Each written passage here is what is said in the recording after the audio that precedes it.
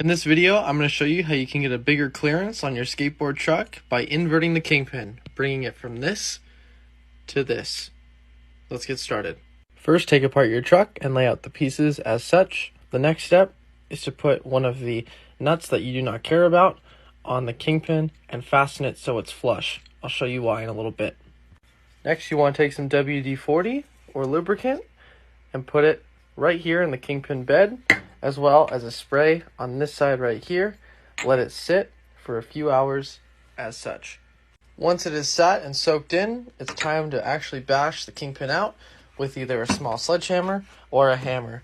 Warning, this does take a lot of force, so that's why we have the nut attached, so the kingpin doesn't mushroom out and you can actually remove it. It's really important that when you hit it with the hammer, you hit it at the same angle that the kingpin is going into the base plate as. Once you get to a point where you can see the kingpin coming out a little bit, I like to put it right here on the vise and just hammer it out. Now that you got it loose, just take a pair of pliers here and the skate tool here, remove the nut. Now that the old kingpin's out, we are going to secure the new inverted one into the base plate. For this, we're going to mix equal parts of JB Weld, and we're going to place it. Couple quick tips. I use about this much of JB Weld. I also like to thoroughly wipe out any excess WD-40 that might be in the kingpin bed. And I also like to use around 100 grit sandpaper before I put the JB Weld in to rough up the area that I will be welding. Now that you have mixed the equal parts, I don't have a toothpick, but a toothpick would be perfect for this. You just take a small scoop, and then you're going to put it in the kingpin bed around the opening. Make sure you do not get any in the actual hole though. It's got to be around, not too close to the edge.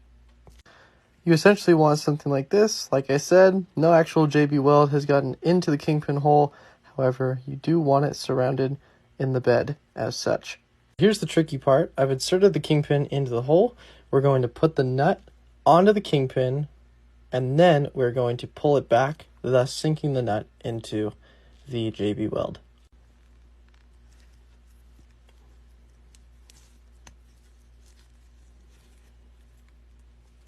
Once it's settled in here, you don't want the nut to move around at all. Leave it as is and make sure that the nut is properly smushed against the bottom of the kingpin bed.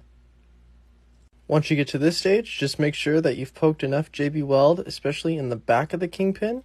You don't want any air bubbles. You want JB Weld completely around the nut, but not inside of it. Last thing to do is put it in a vise as such, let it dry overnight. I would wait 20